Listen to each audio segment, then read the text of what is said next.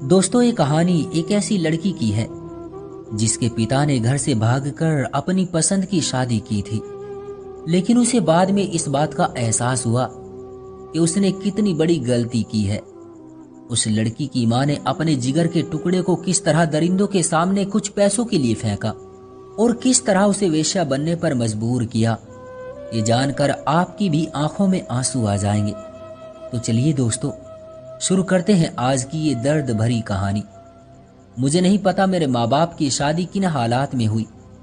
जब से मैंने होश संभाला अपने माँ बाप को एक दूसरे से नाखुश ही पाया। बचपन की बातें इतनी याद तो नहीं, मगर थोड़ा बहुत जो याद है वो ये है कि मेरी माँ मेरे पिता से हर समय लड़ती झगड़ती रहती थी। मेरे पापा एक पढ़े लिखे खूबसूरत और रहमदिल व्यक्ति थे और किसी कॉलेज में प्रोफेसर थे, जबकि मेरी माँ एक अनपढ़ और बदसूरत सी औरत थी।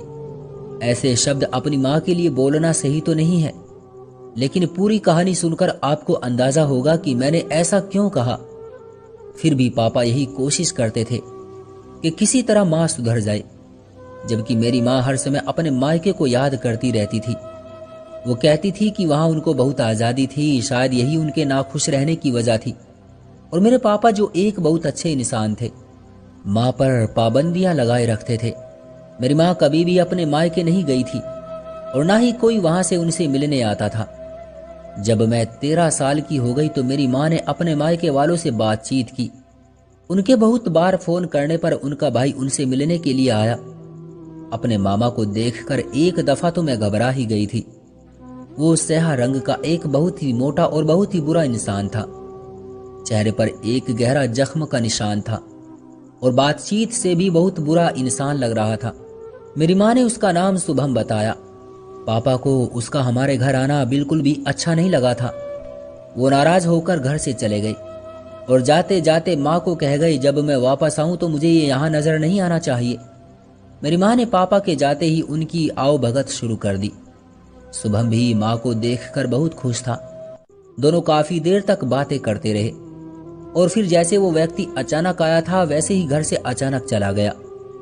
मुझे नहीं पता मेरी माँ और उसमें क्या बातचीत हुई, मगर अगले दिन से ही माँ ने पापा से झगड़ा करना शुरू कर दिया और हर समय तलाक लेने की कहने लगी। मेरी माँ अब मेरे पापा को हर समय कोसती रहती कि उसने मेरी आज़ादी छीनकर मेरी जिंदगी तबाह कर दी है और अब वो बिल्कुल भी इस नर्क में नहीं रह सकती। पापा ने माँ को समझाने की बहुत कोशिश की, मगर वो किसी भी हालत में मानने को तैयार न हुई। उस पर पापा ने कहा कि तुम्हें तलाक एक शर्त पर दूंगा कि बच्चे अपने पास रखूंगा। माँ को मेरे भाई की जरा भी परवाह नहीं थी। वो वैसे भी हर समय बीमार रहता था और माँ की गोद में जाने के लिए रोता रहता था, जबकि माँ उसे दुत्कारती रहती थी। लेकिन मेरी माँ मुझे नहीं छोड़ना चाहती थी। मैं अपने पापा से बहुत प्यार करती थी और वो भी मुझे बहुत चाहते थे। माँ को शायद इस बात का पता था कि मैं हरगिज उनके साथ नहीं जाऊंगी, इसलिए चोरी छुपे शुभम के साथ मिलकर उन्होंने प्लान बनाया और एक रात सबको दूध में नशा मिलाकर पिला दिया। बेहोशी में मुझे इतना याद रहा कि रात को माँ ने शुभम के साथ मिलकर मुझे गाड़ी में बैठाया और फिर चल दिए। अगली सुबह जब मुझे होश आया तो मैं माँ के मायके में थी। अजीब सी जगह और बहुत ही गंदा सा घर था, जो एक बहुत ही पतली और छोटी सी गली में था, जिसमें शुभम की तरह की और बहुत सी औरतें, मर्द और बच्चे मौजूद थे। मैं घबराकर रोने लगी। पापा बहुत याद आ रहे थे। जब मैंने ज्यादा चीखना चिल्लाना शुरू किया तो शुभम ने मुझे बुरी तरह मारा और धमकी दी कि अब आवाज निकाली तो मैं तुम्हारे भाई का गला घोट दूंगा। यही नहीं, उसने उस कमजोर से बच्चे को उठाकर जमीन पर पटक दिया, जिससे वो मासूम बेहोश हो गया। मैं अपने भाई से बहुत प्यार करती थी, इसलिए उसकी खातिर चुप हो गई। मुझे बहुत हैरत हो रही थी कि मेरी माँ दूर बैठी तमाशा देख रही थी, जैसे उसका हमसे कोई संबंध ही ना हो। मेरी उम्र उस समय कोई 13 या 14 साल होगी। खैर, मुझे अंदाजा हो गया कि माँ का संबंध किस तरह के लोगों से था। ये लोग अपनी बेटियों से धंधा करवाते और उनकी कमाई से ऐश करते थे।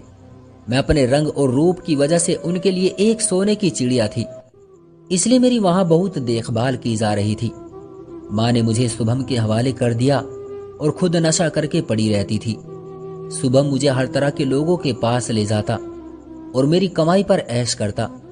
मेरी कमजोरी मेरा भाई था। मेरा भाई उसके पास था जिसकी वजह से मुझे ब्लैकमेल किया जा रहा था।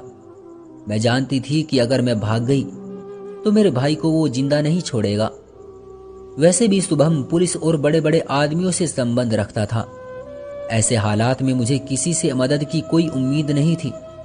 मुझे हैरत थी कि मेरे पापा ने मेरी कोई मदद क्यों नहीं की थी। वो हमें ढूंढते हुए क्यों नहीं आए। मैं इस जिंदगी से बहुत नफरत करने लगी थी और हर समय ऊपर वाले से प्रार्थना करती रहती थी कि मुझे इस नर्क जैसी जिंदगी से छुटकारा दे दे। ऊपर वाले ने मेरी प्रार्थना सुन ली। हुआ यूं कि एक दिन मेरी माँ ने मुझे संदूक से कपड़े निकालने को कहा। मैंने संदूक खोला तो उसमें एक पुरानी सी एल्बम पड़ी थी जिसमें मेरे पापा की तस्वीर थी। मैंने वो तस्वीर निकाल कर छुपा ली और वॉशरूम जाकर उस तस्वीर को देखकर बहुत रोती रही।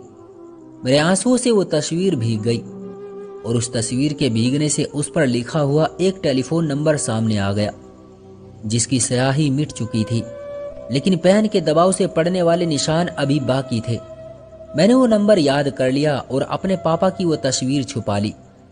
अब मैं इस इंतजार में रहने लगी कि इस नंबर पर कॉल करूं और देखूं कि आखिर ये किसका नंबर है। एक दिन मुझे मौका मिल ही गया।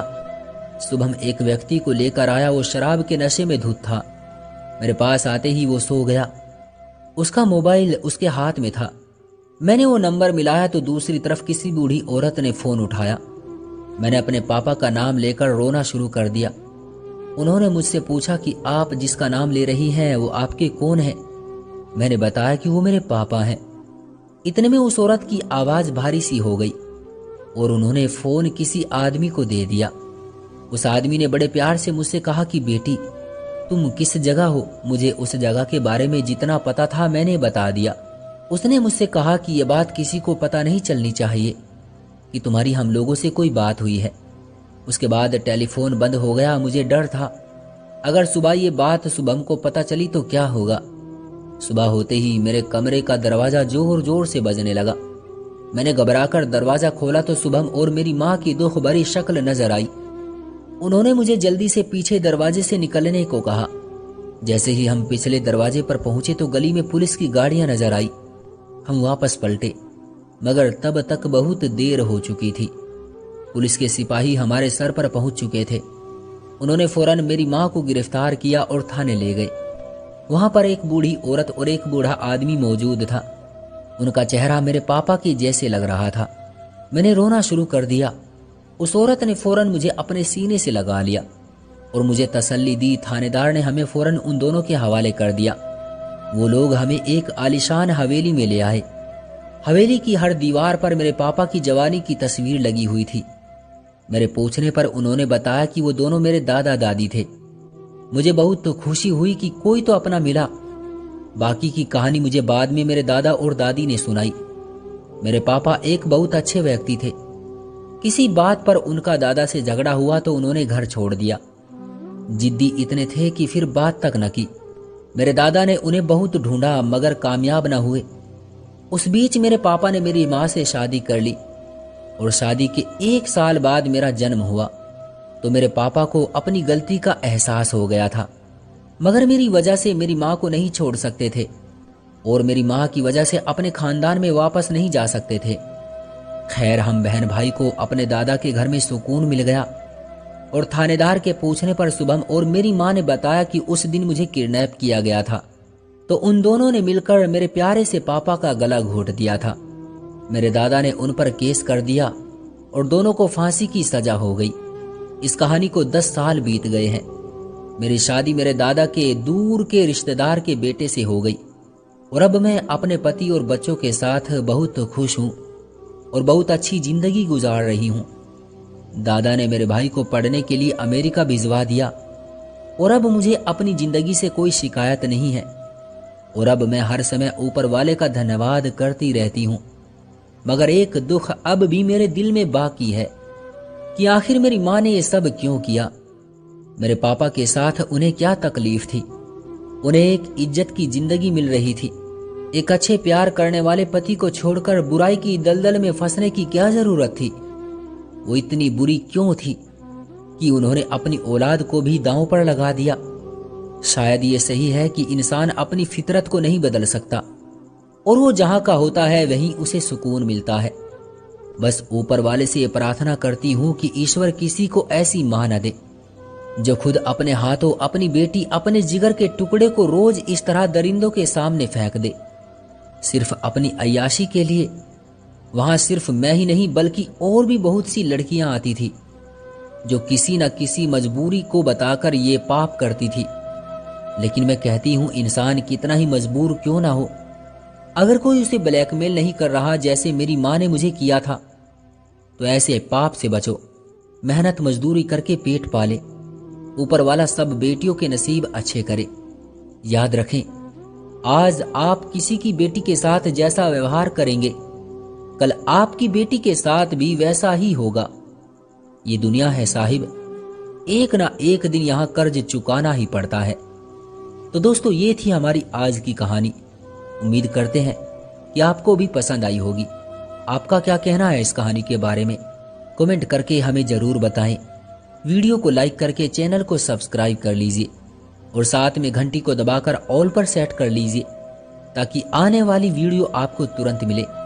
मुझे दीजिए अगली वीडियो तक इजाजत, तब तक के लिए धन्यवाद।